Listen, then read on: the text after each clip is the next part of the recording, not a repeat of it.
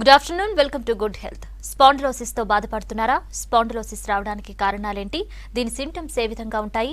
అలాగే హోమియోపతిలో వీటికి ఎలాంటి ట్రీట్మెంట్ అందుబాటులో ఉంది? వీటి గురించి తెలియజేయడానికి ఈ రోజు మనతో పాటు ఉన్నారు homeo care international doctor Manasa గారు. వారితో మాట్లాడి మరిన్ని విషయాలు తెలుసుకుందాం. Hello ma'am. Hello. Okay, first of all చెప్పండి, అసలు స్పాండిలోసిస్ అంటే ఏమిటి? ఇది రావడానికి మెయిన్ కాజెస్ ఏంటి? సో అసలు ఫస్ట్ స్పాండిలోసిస్ అంటే మన వెన్నుపూసలో జరిగే అరుగుదల వల్ల మన వెన్నుపూసలోని డిఫరెంట్ భాగాల్లో అరుగుదల గురవ్వడము, దానివల్ల వచ్చే కంప్లైంట్స్ని మనం స్పాండిలోసిస్ అంటాము. సో సాధారణంగా వెన్నుపూసని అంటే చాలా రకాల అంటే వర్టిబ్రే వాటితో నిర్మించబడి ఉంటుంది మన స్పైన్ అన్నది.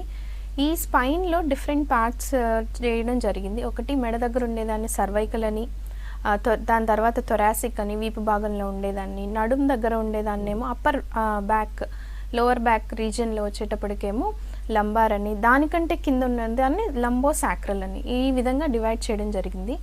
ఈ భాగంలో ఏ భాగంలో అయినా కూడా వీటిలో స్పైన్లో కనుక అరుగుదల వల్ల కంప్లైంట్స్ రావడం, అంటే విపరీతమైన మెడ నొప్పి కానివ్వండి, నడుము నొప్పి కానీ, వీటితో పాటు ఏమన్నా ఇతర అంటే చేతుల్లో కానీ కాళ్ళల్లో కానీ వీక్నెస్ రావడం కానీ, ఇవేవైనా కూడా మనం స్పాండిలోసిస్ అని నేమ్ ఇవ్వడం జరిగింది. సో కరెక్ట్గా చెప్పాలి అంటే ఆస్టియో ఆర్థరైటిస్ అనేది ఒకవేళ వెన్నుపూసలో జరిగితే, అంటే వయసు రీత్యా కావచ్చు, ఏదైనా ఇంజరీ వల్ల కావచ్చు, అరుగుదల కనుక డిస్ట్రక్టివ్ చేంజెస్ కనుక జరిగినట్లయితే దాన్ని మనం ఆ స్పాండిలోసిస్ అని టర్మ్ చేయడం జరిగింది. ఓకే మ్యామ్, స్పాండిలోసిస్ అంటూ ఉంటారు, స్పాండిలైటిస్ అంటూ ఉంటారు. అసలు ఈ రెండింటి మధ్య డిఫరెన్స్ ఏంటంటారు? సో ఆ నేమ్లో చెప్పిన విధంగానే స్పాండిలోసిస్ అనేది అరుగుదల డీజనరేటివ్ చేంజెస్ అనేవి జరగడం వల్ల స్పాండిలోసిస్ అని అంటాము. అది మెడ దగ్గర కానీ నడుము దగ్గర కానీ సర్వైకల్ ఆర్ లంబార్ స్పాండిలోసిస్ అని కామన్గా అంటాం. సో మీరు అడిగినట్టు స్పాండిలైటిస్ అంటే మనకు ఆ నేమ్లోనే ఉంది. ఎప్పుడైనా కూడా ఐటిస్ అనేది స్టార్ట్ ఉంది అంటే అక్కడ ఇన్ఫ్లమేషన్, అంటే ఆ పర్టికులర్ భాగం వాపుకి గురైందని మనం అనొచ్చు. సో అదేవిధంగా వెన్నుపూసలో కనుక ఇన్ఫ్లమేటరీ చేంజెస్ జరగడం, అంటే ఆటోఇమ్యూన్ డిసీజెస్ వల్ల కనుక ఇన్ఫ్లమేటరీ చేంజెస్ జరిగినట్లయితే దాన్ని మనం స్పాండిలైటిస్ అంటాము. సో సాధారణంగా మనకి వచ్చే కేసెస్ వచ్చేటప్పటికి యాంకలోజింగ్ స్పాండిలైటిస్ అనేది కామన్గా కనిపిస్తూ ఉంటుంది. ఇది ఒక రకమైన ఆటోఇమ్యూన్ డిసీజ్. సో దీంట్లో ఏంటి అంటే వెన్నుపూసలో ఆటోమేటిక్గా డిస్క్లు అనేవి అరగడము, దానివల్ల ఫ్యూజింగ్ జరగడము, స్టిఫ్నెస్ రావడము, అప్పర్ స్పైన్ భాగంలో స్టిఫ్నెస్ రావడము, కదలిక కష్టంగా ఉండడం, ఇవన్నీ కూడా ఈ స్పాండిలైటిస్ యొక్క లక్షణాలు ఉంటాయి. ఓకే మ్యామ్, అలాగే మనం సర్వైకల్ స్పాండిలోసిస్ విషయానికి వచ్చినట్లయితే అసలు ఇది మెయిన్ రావడానికి మెయిన్ కాజెస్ ఏంటి? ఇది ఎవరిలో ఎక్కువగా వచ్చే ఛాన్సెస్ ఉంటాయి? అదేవిధంగా దీని సిమ్టమ్స్ ఏ విధంగా ఉంటాయి? సో స్పైన్లో మనకి మెడ దగ్గర ఉండే వెన్నుపూసని సర్వైకల్ రీజన్ అని నేమ్ చేయడం జరిగింది. సో ఎప్పుడైనా కూడా స్పైన్ ఏంటంటే డిఫరెంట్ స్మాల్ వర్టిబ్రేస్, వాటి మధ్యన డిస్క్స్ వీటితో ఫామ్ అయి ఉంటుంది. అండ్ వీటి మధ్య నుంచి నర్వ్స్ అనేవి రావడము, అది ఏ శరీర భాగానికి సప్లై అవ్వడము కామన్గా జరిగే స్ట్రక్చర్. ఇది కామన్గా ఇలా ఉంటుంది. ఎప్పుడైతే ఈ స్పైన్లో మనకి ఇంజరీ వల్ల కానివ్వండి, లేకపోతే ఏజ్ పైబడడం వల్ల కానీ ఈ డిస్క్లు ఏవైతే ఉన్నాయో, అంటే ఈ డిస్క్లు వర్టిబ్రేస్ మధ్య ఉండే బోనీ పార్ట్స్ మధ్య ఉండే డిస్క్లు అనేవి కుషన్స్ లాగా యాక్ట్ చేస్తాయి. ఎప్పుడైతే డిస్క్లు అరుగుదలకు గురవ్వడము వల్ల ఏమవుతుందంటే కొంత డిస్క్ న్యూక్లియస్ పార్ట్ అనేది ముందుకు ప్రొట్రూడ్ అవ్వడం, అంటే డిస్క్ బల్జెస్ అంటాము, డిస్క్ ప్రొట్రూషన్స్ అంటాము. అలాగే ఏజ్ పైబడిన వాళ్ళు డిస్క్ డీహైడ్రేషన్కి గురవ్వడం, దానివల్ల ఈ వర్టిబ్రల్ స్పేసెస్ అనేవి తగ్గడము. ఈ మార్పులు కనుక సర్వైకల్ రీజన్లో, అంటే మెడ దగ్గర ఉన్న వెన్నుపూసలో కనుక జరిగినట్లయితే దాన్ని మనం సర్వైకల్ స్పాండిలోసిస్ అంటాం. సో ఈ సర్వైకల్ స్పాండిలోసిస్లో మనకి ఒక పర్సన్ సర్వైకల్ స్పాండిలోసిస్తో సఫర్ అవుతున్నారు అనేది మనకి ఎలా తెలుస్తుంది అంటే, ఓవర్ స్ట్రెయిన్ అయినప్పుడు ఎప్పుడైనా ఒకసారి మెడ నొప్పి రావడం, లేదా సరైన పొజిషన్ లేనప్పుడు పెయిన్ రావడము, మళ్ళీ రెస్ట్ తీసుకున్నప్పుడు ఆటోమేటిక్గా నార్మల్ అయిపోవడం అనేది వెరీ కామన్. అది అలా కాకుండా కొంచెం స్ట్రెయిన్ అయినా, లేకపోతే చేతులతో బరువులు ఎత్తడం కానీ, ఇట్లాంటివి ఏమన్నా కొద్దిపాటి పనులు చేసినప్పటికీ కూడా పెయిన్ తీవ్రంగా ఉండడము, రెస్ట్ తీసుకున్న అది కంప్లీట్గా నయం కాకపోవడము, అండ్ వెరీ ఫ్రీక్వెంట్గా ఈ పెయిన్తో సఫర్ అవ్వడం, అంటే మెడ దగ్గర పెయిన్ సఫర్ అవ్వడము. అట్ ద సేమ్ టైం ఇది నర్వ్ కంప్రెషన్స్ అవుతాయి కాబట్టి చేతుల్లోకి పెయిన్ ఎక్స్టెండ్ అవ్వడము, వేళ్లల్లో తిమ్మిర్లు, తలనొప్పి రావడం కానివ్వండి, తల తిరిగినట్లు ఉండడము, అండ్ నడుస్తున్నప్పుడు ఒకవైపు పడిపోతున్న ఫీలింగ్ రావడం, ఇవన్నీ కూడా మనకు సర్వైకల్ స్పాండిలోసిస్ని ఇండికేట్ చేస్తాయి. ఓకే మ్యామ్, అలాగే లంబార్ స్పాండిలోసిస్ రావడానికి మెయిన్ కాజెస్ ఏంటి? దీని సిమ్టమ్స్ ఎలా ఉంటాయి? ఇది ఎవరిలో ఎక్కువగా వచ్చే ఛాన్సెస్ ఉంటాయి? సో ఈ లంబార్ స్పాండిలోసిస్ కానివ్వండి, సర్వైకల్ స్పాండిలోసిస్ కానివ్వండి, 30 ఏజ్ నుంచి 50 ఇయర్స్ వరకు ఎవరికైనా రావచ్చు. సహజంగా వయసు పైబడిన వాళ్ళల్లో సాధారణంగానే మనకి వెన్నుపూసలు కానివ్వండి, మిగిలిన శరీర భాగాల్లో మిగిలిన జాయింట్స్ అరుగుదలకు గురవుతాయి కాబట్టి పెద్దవాళ్ళలో ఎక్కువగా చూస్తుంటాము. కానీ ఈ రోజుల్లో మిడిల్ ఏజ్ నుంచి సర్వైకల్ స్పాండిలోసిస్ కానివ్వండి, లంబార్ స్పాండిలోసిస్ కానివ్వండి, మగవాళ్ళు కానీ ఆడవాళ్ళకి కానీ ఎవరికైనా వచ్చే అవకాశం ఉంది. ఒకటి మన లైఫ్ స్టైల్లో వచ్చిన చేంజెస్ అని చెప్పాలి. అంటే మనం సరైన జాగ్రత్తలు తీసుకోకపోవడం, లైక్ ఎక్కువ ఓవర్ స్ట్రెయిన్ అవ్వడము. ఇప్పుడు జాబ్లో కొంతమందికి ఏంటంటే వెయిట్స్ ఎక్కువ లిఫ్ట్ చేయాల్సి రావడము, లేదా కంటిన్యూస్గా డ్రైవ్ చేయడము, డ్రైవింగ్ ఫీల్డ్లో ఉన్న వాళ్ళకి కానీ ఇలాంటి వాళ్ళకి ఏమవుతుంది అంటే స్పైన్ కంటిన్యూస్గా ప్రెషర్కి లోనవడం వల్ల వయసు పైబడినప్పుడు వచ్చే కంప్లైంట్స్ అన్నీ కూడా ఎర్లీగా రావడం జరుగుతుంది. అండ్ దీనికి సరైన పోషణ లేకపోవడం వల్ల, అంటే కాల్షియం కానీ విటమిన్ డి కానీ తక్కువ ఉండడము, లేదా ఇతర ఆర్థరైటిస్లు ఏమన్నా ఉన్నా కూడా యూజువల్గా సర్వైకల్ అండ్ లంబార్ స్పాండిలోసిస్ అనేవి కనిపిస్తూ ఉంటాయి. సో సర్వైకల్ స్పాండిలోసిస్లో మనం చెప్పినట్లు మెడ దగ్గర ఎట్లయితే పెయిన్ వస్తుందో అదే మాదిరిగా లంబార్ వర్టిబ్రేలో లంబార్ డిస్క్స్ అనేవి ఎప్పుడైతే బల్జింగ్కి ప్రొట్రూజన్కి గురవుతాయో లోకలైజ్డ్గా పెయిన్ ఉండడం, అంటే లోవర్ బ్యాక్ పెయిన్ రావడము. అట్ ద సేమ్ టైం మెడ దగ్గర ఎలా అయితే నర్వ్ కంప్రెషన్ అవుతుందో అదే విధిగా నడుం దగ్గర కూడా నర్వ్ కంప్రెషన్కి గురవడము, దానివల్ల ఆ నడుం దగ్గర పెయిన్ కాళ్ళల్లోకి ఎక్స్టెండ్ అవ్వడము, కంటిన్యూస్గా నిల్చోలేకపోవడము, ఒకవేళ కంటిన్యూస్గా నిల్చున్నా కూడా కాళ్ళన్నీ మొద్దుబారిపోయినట్లు కానీ హెవీనెస్ ఫీల్ అవ్వడము, పాదాలు కానీ కాలు వేళ్ళు కానీ తిమ్మిర్లు మంటలు పొడిచినట్లు అనిపించడం కానీ ఇవన్నీ కూడా లంబార్ స్పాండిలోసిస్లో ఉండే కంప్లైంట్సే. At the same time lumbar స్పాండిలోసిస్తో సఫర్ అవుతున్న వాళ్ళలో మనకి ఎక్కువగా కనిపించేది ఏంటి అంటే సయాటిక్ పెయిన్ అంటాము. సో ఈ సయాటిక్ నర్వ్ అనేది లాంగెస్ట్ నర్వ్ మన శరీరంలో ఉన్నది. సో నడుం దగ్గర నుంచి దాని కోర్స్ కాలు వెనక భాగం నుంచి కాలు మడం వరకు ఉంటుంది. సో ఈ ఎప్పుడైతే లంబార్ స్పాండిలోసిస్ ఉండి డిస్క్ ప్రొలాప్సిస్ ఏమైనా ఉన్నట్లయితే సయాటిక్ పెయిన్ అనేది కూడా కామన్గా కంప్లైంట్ చేస్తూ ఉంటారు. ఓకే మ్యామ్, కాల్ తీసుకుందాం. Hello madam. గిరిబాబు గారు చెప్పండి, మీ ప్రాబ్లం ఏంటో డాక్టర్ గారు ఉన్నారు, మాట్లాడండి. మేడం అది నాకు యాక్చువల్గా 1 year బ్యాక్ కరెంట్ షాక్ లాగా వచ్చి పెయిన్ వచ్చింది మేడం. ఓకే. ఓ 10 days రెస్ట్ ట్రీట్మెంట్ తీసుకుని తగ్గింది. ఓకే. తర్వాత ఒకసారి కింద పడ్డా మేడం. ఓకే. తర్వాత అప్పుడు ఏమనిపించారు కానీ 4 months బ్యాక్ మళ్ళీ పెయిన్ స్టార్ట్ అయింది. ఓకే. సో మళ్ళీ మీ మధ్యలో 4 months తర్వాత కింద పడ్డ తర్వాత మళ్ళీ 4 months బ్యాక్ మళ్ళీ ఏమైందంటే మామూలుగా అటు బాక్స్ మీద అటు ఇటు తిరుగుతుంటే పెయిన్ వచ్చినట్టు అనిపించింది. అంటే పెయిన్ హిల్లర్ వేసుకొని పడుకున్నా మేడం. మళ్ళీ మార్నింగ్ లేవలే. ఓకే. సో ఇక అది అంతకుముందు మామూలుగా బ్యాక్ పెయిన్ ఉండే, తర్వాత ఇప్పుడు సయాటికా, ఇప్పుడు లెఫ్ట్ లెగ్ మొత్తం కింద నుంచి మొదలు పెడితే ఇది నడుము నాకు బాగా పెయిన్ వచ్చేసింది. ఓకే. ఓకే. సో సైడ్ కూడా నడుముకు సైడ్ కు ఉంటుంది కదా, సైడ్ కు వాపు వచ్చేసింది అన్నట్టు ఏమంటే. Okay. So 1 week treatment injection చేసుకున్న తర్వాత ఫిజియోథెరపీ వాళ్ళు ఏమన్నారంటే ఇంజెక్షన్స్ ఇంకో వేసుకోవద్దు, వాడుకోవద్దు, ఓకే, బంద్ చేసేయండి, ఫిజియోథెరపీ చేయించుకోండి అని ఒక సజెషన్ ఇస్తే చేయించుకున్నాను మేడం. ఓకే. ఏ డాక్టర్ అడిగినా సర్జరీ అని చెప్పేస్తుండ్రు. ఓకే. తర్వాత వేరే ఆయుర్వేదిక్ వాటిని తగ్గట్లేదు ఓకే మేడం. పూర్తి సొల్యూషన్ ఎలా దొరుకుతుంది? ఓకే అండి, ఖచ్చితంగా మీరు చెప్తున్నవి మల్టిపుల్ ప్రాబ్లమ్స్ ఉన్నాయండి. ఒకటి సయాటిక్ పెయిన్ అని చెప్తున్నారు. సో నడుం దగ్గర డిస్క్ ప్రొలాప్సిస్ ఉండడం వల్ల సయాటిక్ పెయిన్ వస్తుంది. అది మనకి మీరు మేము ఎగ్జామినేషన్ చేసినప్పుడు, మీరు క్లినిక్కి విజిట్ అయినప్పుడు జస్ట్ ఒక చిన్న ఎగ్జామినేషన్ ద్వారా సయాటికా ఉందా లేదా అనేది మనం తెలుసుకోవచ్చు. రెండోది వాపు చెప్తున్నారు. సో హిప్ జాయింట్లో స్వెల్లింగ్ రావడానికి చాలా రకాల కారణాలు ఉంటాయి. సో నడుం భాగంలో యూజువల్గా వాపు రావడానికి ఈ జాయింట్ ఏదైతే తుంటి ఎముక దగ్గర ఉండే చిన్న చిన్న ప్రాబ్లమ్స్ వల్ల కానీ, ఒక మేజర్ ప్రాబ్లం ఏంటి అంటే బ్లడ్ వెజల్ బ్లాక్ ఉండి నెక్రోసిస్ ఫామ్ అవ్వడం, వాస్కులర్ నెక్రోసిస్ అంటాము. ఇలాంటి వాటి వల్ల కూడా తుంటి ఎముక విపరీతమైన నొప్పి రావడము, కింద కూర్చుని లేవలేకపోవడము, వాపుకు గురవడము, ఫీవర్ రావడం, ఇలాంటివన్నీ ఉంటాయండి. సో హోమియోపతిలో ఏంటి అంటే మన హోమియోకేర్ ఇంటర్నేషనల్లో ఫస్ట్ కేస్ స్టడీ చేస్తాము, ఎంతకాలం నుంచి ఉంది, ఇది ఎలాంటి ప్రాబ్లం అనేది తెలుసుకోవడం ద్వారా మనకి మంచి మెడిసిన్స్ ఉన్నాయి. అది ఎన్ని రోజులు వాడితే తగ్గుతుంది అనేది మాత్రం పర్సన్ టు పర్సన్ డిఫర్ అవుతుంది. సో మీరు ఖచ్చితంగా ఒకసారి మన హోమియోకేర్ ఇంటర్నేషనల్ బ్రాంచ్లో కన్సల్ట్ అవ్వండి. ఒకసారి మీ మన డాక్టర్స్తో మీరు మాట్లాడితే కూడా ఇంకా క్లియర్గా మీకు అడ్వైస్ చేస్తారు. ఓకే మ్యామ్, నెక్స్ట్ కాల్ తీసుకుందాం. హలో హలో సంతోష్ గారు చెప్పండి మీ ప్రాబ్లం ఏంటో డాక్టర్ గారు madam good afternoon madam. Good afternoon, చెప్పండి సంతోష్ మేడం గారు. మా ప్రాబ్లం వచ్చేసి లోయర్ బ్యాక్ లో ఇట్లా ఈడ్స్ కచ్చినట్టు అవుతుంది మేడం, ఏదైనా వంగి పని చేసినప్పుడు. ఓకే, హలో చెప్పండి వింటున్నాను. మేడం లోయర్ బ్యాక్ పెయిన్ లో బ్యాక్ పెయిన్ వస్తుంది మేడం, ఏదైనా వంగి పని చేసినప్పుడు ఇట్లా ఈడ్స్ కచ్చినట్టు అవుతుంది. సింటమ్స్ వచ్చేసి కాళ్ళు మొత్తం తిమ్మిరచ్చినట్టు, చేతులు మొత్తం తిమ్మిరచ్చినట్టు ఇట్లా చులుకు అని వస్తున్నాయి మేడం. ఓకే, ప్రాబ్లం అయితే దీనికి సొల్యూషన్ ఎట్లా మేడం అని న్యూరోలో కలిసినాం మేడం. ఓకే, న్యూరోలో ట్రీట్మెంట్ ఏమి ఇచ్చిల్లానంటే డిస్క్ అంటే స్పాన్ తీసిల్లు మేడం, స్పాన్ ఎంఆర్ఐ తీసి డిస్క్ లో గ్యాప్ వచ్చిందని చెప్పారు మేడం. అవును, దానికి ట్రీట్మెంట్ తీసుకుంటున్నాం, 1 month అవుతుంది, ఏం రిజల్ట్ ఏం లేదు మేడం, సేమ్ అదే ఉంది. ఓకే, మీ వయసు ఎంత సంతోష్ గారు? Madam 24 madam. ఓకే, ఒకటి అండి, ఎక్కువ డ్రైవింగ్లో కానీ ఎక్కువ బరువులు సడన్గా ఎత్తడము, దీనివల్ల ఇంత చిన్న ఏజ్లో యూజువల్గా ఇలా స్పైనల్ ప్రాబ్లమ్స్ వస్తాయి.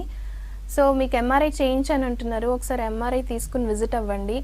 సో ఈ నర్వ్ కంప్రెషన్, ఇప్పుడు లంబార్ స్పాండిలోసిస్, డిస్క్ ప్రొలాప్స్ ఉన్నా కూడా కొంతమందికి ఏంటంటే ఓన్లీ నడుం భాగం మాత్రమే పెయిన్ రావడం జరుగుతుంది.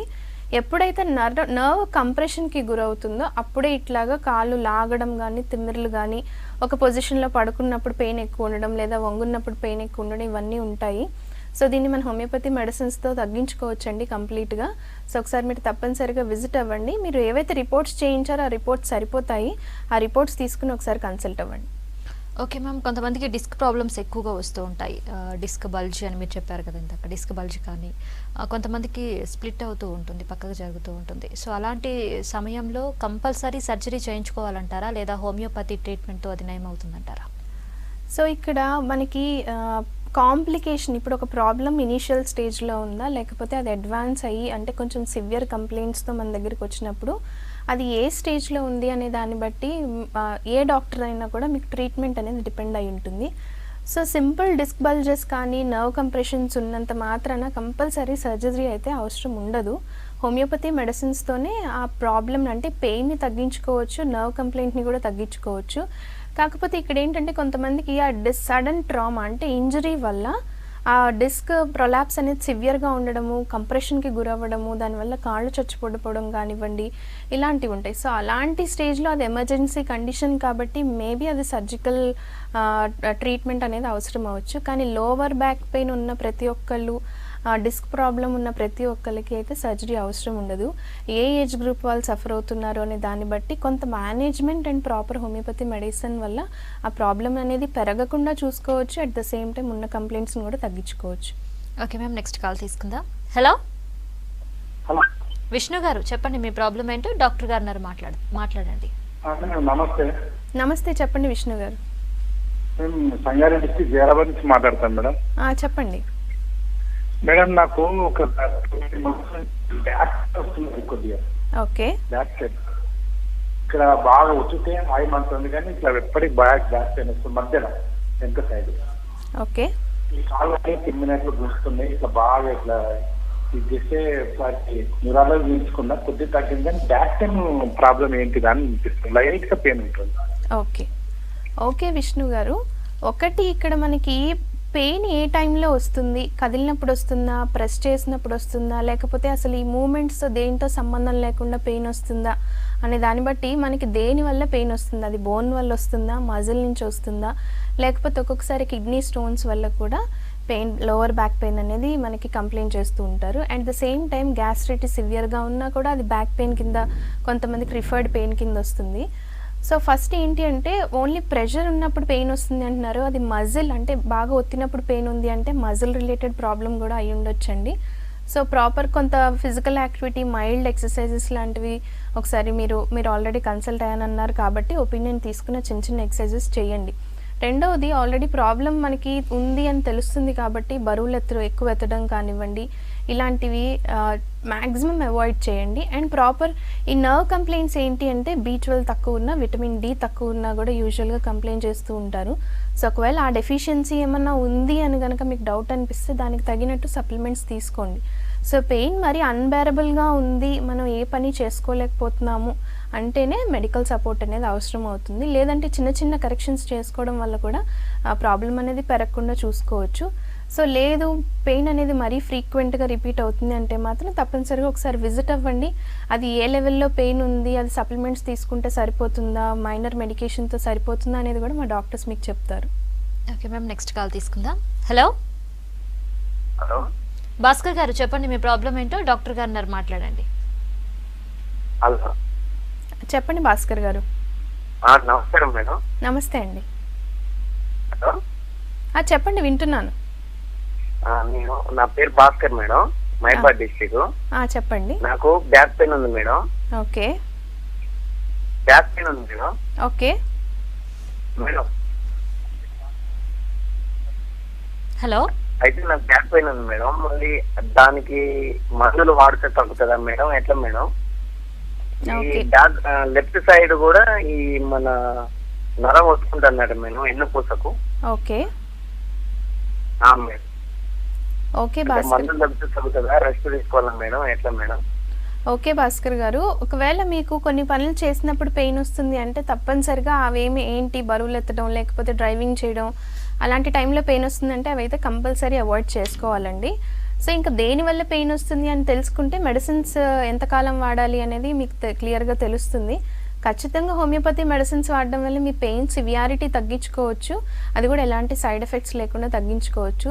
సో మీకు ఆల్రెడీ ఇంట్రెస్ట్ ఉంది కాబట్టి ఒకసారి తప్పనిసరిగా కన్సల్ట్ అవ్వండి. ఓకే మ్యామ్, ఇప్పుడు కొంతమంది డిస్క్ ప్రాబ్లమ్స్కి సర్జరీ చేయించుకుంటూ ఉంటారు. సర్జరీ అయిన తర్వాత కూడా వాళ్ళకి పెయిన్ అనేది రిపీటెడ్గా వస్తూనే ఉంటుంది. సో అలాంటి వారికి హోమియోపతిలో ట్రీట్మెంట్ ఏమైనా ఉందా పెయిన్ రాకుండా ఉండడానికి?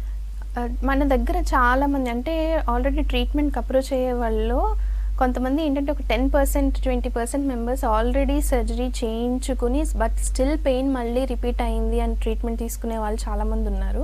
సో అలాంటి కంప్లైంట్స్ని కూడా అలాంటి టైంలో కూడా మన మెడిసిన్స్ అనేవి హెల్ప్ చేస్తాయి. అంటే ఒక డిస్క్ దగ్గర నర్వ్ కంప్రెషన్ అవుతుంది, దానికి సర్జరీ చేయించుకున్నారు, బట్ స్టిల్ వర్టిబ్రే అనేవి చాలా ఉంటాయి, డిస్క్స్ అనేవి వీటి మధ్యన అరిగే ఛాన్సెస్ అనేవి ఉంటాయి. సో ఇక్కడ హోమియోపతి మెడిసిన్ తీసుకోవడం వల్ల బెనిఫిట్ ఏంటంటే మనం ఓన్లీ పర్టికులర్ డిస్క్కి పర్టికులర్ వర్టిబ్రేకి అన్నట్లు కాకుండా మనం ఓవరాల్ స్పైన్కి రిలేటెడ్గా నర్వ్కి రిలేటెడ్గా మెడిసిన్స్ అనేవి కాన్స్టిట్యూషనల్ మెడిసిన్స్ ఇస్తాం. కాబట్టి ఈ కంప్లైంట్స్ ఏవైతే ఉన్నాయో వాటిని మన సిమ్టమ్స్ని పోస్ట్ సర్జరీ తర్వాత కూడా రిపీట్ అయిన సిమ్టమ్స్ని మెడిసిన్స్తో తగ్గించుకోవచ్చు. అండ్ అది కూడా ఎలాంటి సైడ్ ఎఫెక్ట్స్ లేకుండా తగ్గించుకోవచ్చు. ఒకవేళ వెయిట్ గెయిన్ అయిపోతున్నారు అంటే తప్పనిసరిగా వెయిట్ మేనేజ్మెంట్ ప్లాన్ అయితే చేసుకోవాల్సి ఉంటుంది. ఓకే, నెక్స్ట్ కాల్ తీసుకుందాం మ్యామ్. హలో హలో ఫిరోజ్ గారు, చెప్పండి మీ ప్రాబ్లం ఏంటో, డాక్టర్ గారు ఉన్నారు, మాట్లాడండి. హలో హలో చెప్పండి.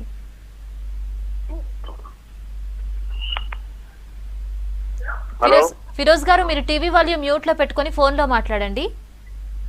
అవును మేడం, నాకు బోధకాలు ఉంది మేడం. ఓకే. ట్రీట్మెంట్ అవుతుందా? ఏజ్ ఎంత అండి మీది? ఫిరోజ్ గారు, మీరు టీవీ వాల్యూమ్ మ్యూట్ లో పెట్టుకొని ఫోన్ లో మాట్లాడరా? హలో చెప్పండి ఫిరోజ్ గారు. ఓకే అండి, మీరు అడిగినది అయితే నాకు అర్థమైంది. ఎలిఫెంటియాసిస్ అండ్ ఫైలేరియాసిస్ తర్వాత ఈ బోధకాలు కంప్లైంట్ గురించి మీరు మాట్లాడుతున్నారు. సో హోమియోపతిలో ఈ లింఫాటిక్ డ్రైనేజ్ అనేది ఏదైతే బ్లాక్ అయిందో హోమియోపతి మెడిసిన్స్తో దాన్ని మనం కొంతమేరకు ఇంప్రూవ్ చేసుకోవచ్చు ఖచ్చితంగా. సో మీకు ఇంట్రెస్ట్ ఉన్నట్లయితే ఒకసారి సంప్రదించండి. ఇతర హెల్త్ కండిషన్స్ ఏమున్నాయి అనే దాన్ని బట్టి మనకి అది కంప్లీట్గా తగ్గుతుందా లేదా అనేది మనం చెప్పడం జరుగుతుంది. సో ఒకసారి డైరెక్ట్గా విజిట్ అవ్వండి. ఓకే మ్యామ్, ప్రెగ్నెన్సీ టైంలో ఈ స్పాండిలోసిస్ ప్రాబ్లం వచ్చే ఛాన్సెస్ ఉందంటారా? ఒకవేళ వచ్చినట్లయితే వాళ్ళకి ఏమైనా ట్రీట్మెంట్ ఉంటుందా? ఎందుకంటే బేబీ కూడా ఉంటుంది కాబట్టి ట్రీట్మెంట్ కంపల్సరీ చేయించుకోవాలంటారా, లేదా కొంచెం డెలివరీ వరకు వెయిట్ చేసి తర్వాత తీసుకోవడం బెటర్ అంటారా? సో డ్యూరింగ్ ప్రెగ్నెన్సీ లోపల పెరుగుతున్న బేబీ వెయిట్ అనేది ఖచ్చితంగా స్పైన్ మీద పడటము, దానివల్ల మదర్ లోవర్ బ్యాక్ పెయిన్తో సఫర్ అవ్వడం అనేది వెరీ వెరీ కామన్ థింగ్ ఇక్కడ. సో అది ఒకవేళ ఆల్రెడీ వాళ్ళకి ఇతర ఆర్థరైటిస్లు ఏమన్నా ఉన్నట్లయితే దానికి ఖచ్చితంగా మెడికేషన్స్ అనేవి కంటిన్యూ చేయాల్సి ఉంటుంది. సో కొంత మేనేజ్మెంట్ ద్వారా ఈ లోవర్ బ్యాక్ పెయిన్కి డ్యూరింగ్ ప్రెగ్నెన్సీలో వచ్చే లోవర్ బ్యాక్ పెయిన్ని హ్యాండిల్ చేసుకోవచ్చు. బట్ మరీ సివియర్గా ఉంది, సయాటిక్ పెయిన్ ఎర్లీగా స్టార్ట్ అయింది అంటే మాత్రం హోమియోపతి మెడిసిన్స్ డ్యూరింగ్ ప్రెగ్నెన్సీ కూడా వెరీ సేఫ్ అండ్ హ్యాపీగా వాడచ్చు కూడా. ఒకవేళ డెలివరీ మరీ సివియర్గా లేదు అంటే చిన్న చిన్న జాగ్రత్తలు తీసుకుంటే సరిపోతుంది. యూజువల్గా డెలివరీ తర్వాత అవి ఆటోమేటిక్గా నార్మల్ అయిపోవాలి. ఒకవేళ నార్మల్ అవ్వలేదు, పెయిన్ ఇంకా ఎక్కువగా ఉంది అంటే మాత్రం తప్పనిసరిగా మెడిసిన్స్ వాడాల్సి ఉంటుంది. అండ్ డ్యూరింగ్ ఫీడింగ్ టైంలో అంటే లాక్టేటింగ్ మదర్స్ కూడా హోమియోపతి మెడిసిన్స్ వెరీ సేఫ్గా వాడచ్చు. ఓకే మ్యామ్, నెక్స్ట్ కాల్ తీసుకుందా. హలో హలో, నమస్తే మేడం. నమస్తే శ్రీరామ్ గారు, చెప్పండి మీ ప్రాబ్లం ఏంటో, డాక్టర్ గారు ఉన్నారు, మాట్లాడండి. హలో, నమస్తే మేడం. నమస్తే, చెప్పండి. నాకు కొంచెం బ్యాక్ పెయిన్ అండి, అంటే 1 వీక్ బిఫోర్ వచ్చింది. ఇప్పుడు నాకు 35 years. ఓకే. అంటే ఏ పని చేసినా బ్యాక్ పెయిన్ వస్తుంది. ఓకే. ఇంకా అంటే ఏ పని చేయలేకపోతున్నా, ఇంకా బాగా నొప్పి వస్తుంది బ్యాక్ పెయిన్. ఓకే. అంటే తిమ్మిర్లు కానీ అట్లాంటివి ఏమైనా ఉంటున్నాయండి, కాళ్ళు లాగడం కానీ? ఇంకా బ్యాక్ పెయిన్ ఒకటే అండి. ఓకే. సో ఇది వెరీ వెరీ కామన్ అండి. సో 35 years అంటున్నారు. మేబీ డ్రైవింగ్ వల్ల కానీ ప్రాపర్ న్యూట్రిషన్ లేకపోవడం వల్ల యూజువల్గా ఈ ఏజ్లోనే లంబార్ స్పాండిలోసిస్తో సఫర్ అయ్యే వాళ్ళు చాలామంది మన దగ్గరికి వస్తున్నారు. సో ఇనీషియల్ స్టేజ్లోనే మనం డయాగ్నోస్ చేసుకోగలిగితే దానికి మంచి మెడికేషన్స్ ఉంటాయి. సో కొంత కేర్ తీసుకోండి, వెయిట్స్ లిఫ్ట్ చేయొద్దు. అండ్ డ్రైవింగ్ ఒకవేళ ఎక్కువ చేస్తున్నట్లయితే దాన్ని అవాయిడ్ చేసుకోండి. ఇవి చేస్తూ మరీ సివియర్గా ఉందంటే మాత్రం తప్పనిసరిగా కన్సల్ట్ అవ్వండి. మనకి ఇంకా దేనివల్ల వస్తుంది అండ్ మరీ సివియర్గా డిస్క్ ప్రాబ్లమ్స్ ఉన్నాయా అనేది తెలుసుకోవాలంటే మాత్రం ఇనీషియల్గా ఎక్స్రే సరిపోతుంది. ఒకవేళ అవసరం అనుకుంటే ఎంఆర్ఐ లంబార్ స్పైన్ కూడా చేయించడం అనేది మంచిది. మీరు ఇన్వెస్టిగేషన్స్ చేయించకపోయినా ఒకసారి కన్సల్ట్ అవ్వండి. అది ఎంత సివియర్గా ఉంది అనేది మనకి ఎగ్జామినేషన్ చేస్తే తెలుస్తుంది. దానికి కొంతకాలం షార్ట్ డ్యూరేషన్ మెడిసిన్స్ వాడితే సరిపోతుంది. నెక్స్ట్ కాల్ తీసుకుందాం ma'am. Hello hello hello, Ramakrishna గారు, చెప్పండి మీ ప్రాబ్లం ఏంటో, డాక్టర్ గారు ఉన్నారు, మాట్లాడండి. మేడం నమస్తే మేడం. నమస్తే, చెప్పండి రామకృష్ణ గారు. మేడం నాకు ఒక 2 months నుంచి బ్యాక్ పెయిన్ మేడం, విపరీతంగా. ఓకే. మొన్న రీసెంట్లీ ఏంటంటే చిన్న ఇంజరీ జరిగింది, హ్యాండ్ ఫ్రాక్చర్ అయింది అనమాట. ఓకే. దానికి ట్రీట్మెంట్ అయిపోయింది. ఓకే. అది కొంచెం రికవర్ అయిపోయింది. ఇప్పుడు ఏంటంటే బాడీ మొత్తం పెయిన్స్, తిమ్మిర్లా వస్తున్నాయి మేడం, కాళ్ళు చేతులు. ఓకే. అది కొంచెం నర్వ్ కంప్రెషన్ కూడా కొంచెం ఎక్కువగా ఉన్నట్టుంది, అప్పుడప్పుడు వణకటం. ఓకే. ఓకే. దానికి ఎట్లా మేడం ట్రీట్మెంట్? ఓకే సార్, మనకి మెడిసిన్స్ ఉంటాయండి హోమియోపతిలో, మీరు చెప్పే కంప్లైంట్స్ని తగ్గించుకోవచ్చు. కానీ ఒకసారి చూద్దాము, కాల్షియం తక్కువ ఉండొచ్చు, విటమిన్ డి అండ్ B12 తక్కువగా ఉన్నా కూడా ఈ కంప్లైంట్స్ ఉంటాయి. సో నెగ్లెక్ట్ చేయకండి. ఒకవేళ మీరు విజిట్ అవ్వాలి అనుకుంటే ఒకసారి ప్రైమరీగా ఈ టెస్టులు చేయించుకుని విజిట్ అవ్వండి. ఒకవేళ ఫ్యామిలీలో ఎవరికైనా రుమటాయిడ్ ఆర్థరైటిస్ కానీ ఇలాంటి ఇన్ఫెక్టివ్ ఆర్థరైటిస్లు కానీ ఏమైనా ఉన్నట్లయితే దానికి రిలేటెడ్ ప్రొఫైల్ కూడా ఎర్లీగా చేయించుకోవడం మంచిది. సో ఒకసారి ఇన్వెస్టిగేషన్స్ చేయించుకోండి. సో విటమిన్ డి అనేది మనకు సన్లైట్ ద్వారా వస్తుంది కాబట్టి అది ఏమైనా తక్కువ ఉన్నా కూడా ఇలా బాడీ పెయిన్స్ ఉండడము, కండరాల నొప్పి ఉండడము, ఈ స్లీప్నెస్నెస్ ఉండడం, ఇవన్నీ కూడా ఉంటాయి. సో ఒకసారి ఇన్వెస్టిగేషన్స్ చేయించండి. అవి ఏమైనా తక్కువ ఉంటే సప్లిమెంట్స్ వాడితే సరిపోతుంది. లేదు అంటే మీరు మన హోమియోపతి మెడిసిన్స్ కొంతకాలం వాడడం వల్ల కూడా మీకు రిలీఫ్ ఉంటుంది. ఓకే మ్యామ్, స్పాండిలోసిస్ అనేది వంశపారపర్యంగా వచ్చే ఛాన్స్ ఉందా? ఒకవేళ అలా వచ్చే పని అయితే ఇంట్లో వాళ్ళు ఎలాంటి జాగ్రత్తలు తీసుకోవాలంటారు అవి రాకుండా? సో ఈ రోజుల్లో వచ్చే స్పాండిలోసిస్ మాత్రం ఫ్యామిలీలో అంటే వాళ్ళ పెద్దవాళ్ళకి ఉన్నా లేకపోయినా కూడా లైఫ్ స్టైల్ చేంజ్ వల్ల అనేది చాలామంది కంప్లైంట్ చేస్తున్నారు. కానీ ఒకవేళ ఫ్యామిలీలో కనుక స్పాండిలోసిస్ కానీ లేకపోతే యాంకిలోజింగ్ స్పాండిలైటిస్ కానీ ఇట్లాంటివి ఏమైనా ఉన్నట్లయితే సో అవి వచ్చే అవకాశం అనేది ఉంటుంది. కానీ ఎప్పుడైనా కూడా మన హెరిడిటరీ డిసీజెస్ అనేది మన లైఫ్ స్టైల్ని డిపెండ్ చేసుకుని అవి ఇన్హెరిట్ అవుతాయి. సో కంపల్సరీ ఎఫెక్ట్ అవుతారు అని కాదు. సో ఎప్పుడైతే మనం సరైన ప్రాపర్ డైట్ తీసుకోమో, ఫిజికల్ యాక్టివిటీ ఉండదో, వెయిట్ గెయిన్ అవ్వడం కానివ్వండి, లేకపోతే ఇతర ప్రాబ్లమ్స్ ఏమన్నా ఉండి దానికి మెడికేషన్స్ ఏమన్నా ఎక్కువ వాడడం కానీ ఇట్లాంటివి ఏమన్నా చేసినప్పుడు సాధారణంగా ఫ్యామిలీలో ఏ ప్రాబ్లమ్స్ అయితే ఉన్నాయో అవి ఇన్హెరిట్ అయ్యే ఛాన్స్ ఉంటాయి. సో ఒకవేళ ఫ్యామిలీ హిస్టరీలో కనుక ఇలాంటి స్పైనల్ ప్రాబ్లమ్స్ కానీ లేకపోతే ఆర్థరైటిస్లు కానీ ఇట్లాంటివి ఉన్న వాళ్ళు ఏంటి అంటే డైట్ అనేది ప్రాపర్గా ఉండేలా చూసుకోవాలి. బ్యాలెన్స్డ్ డైట్ తీసుకోవడము, moderate to mild physical activity ఉండేలా చూడడము. అండ్ ఒకవేళ సెడెంటరీ జాబ్స్ అంటే కంటిన్యూస్గా కూర్చుని వర్క్ చేసేవాళ్ళు దానికి తగినట్టు ప్రాపర్ పోస్చర్ మెయింటైన్ చేసుకోవడము. ఒకవేళ బరువు పెరుగుతున్నారు, చాలా ఫాస్ట్గా ర్యాపిడ్గా బరువు పెరుగుతున్నారు అంటే దేనివల్ల పెరుగుతున్నారు అనేది దానికి చెక్ చేసుకుని ఆ వెయిట్ పెరగకుండా తీసుకోవాల్సిన జాగ్రత్తలు కానీ, వెయిట్ ఒకవేళ ఒబేజ్ ఉన్నట్లయితే అవి తగ్గే ప్రాపర్ కన్సల్టేషన్ మీద అది తగ్గే ప్రయత్నాలు చేయడం అనేది మంచిది. సో ఒకవేళ ఫ్యామిలీలో ఉన్నట్లయితే ఈ జాగ్రత్తలు తీసుకోవడం వల్ల ఉన్నా కూడా రాదు. At the same time already suffer అవుతున్న వాళ్ళు కూడా ఈ కేర్ తీసుకోవడం వల్ల సిమ్టమ్స్ అనేవి చాలా వరకు రిలీవ్ అవ్వడము, డిసీజ్ అంతకంటే ప్రోగ్రెస్ అవ్వకుండా మేనేజ్ చేసుకున్నట్లు అవుతుంది. ఓకే మ్యామ్, స్పాండిలోసిస్ గురించి చెప్పినందుకు thank you so much. Thank you.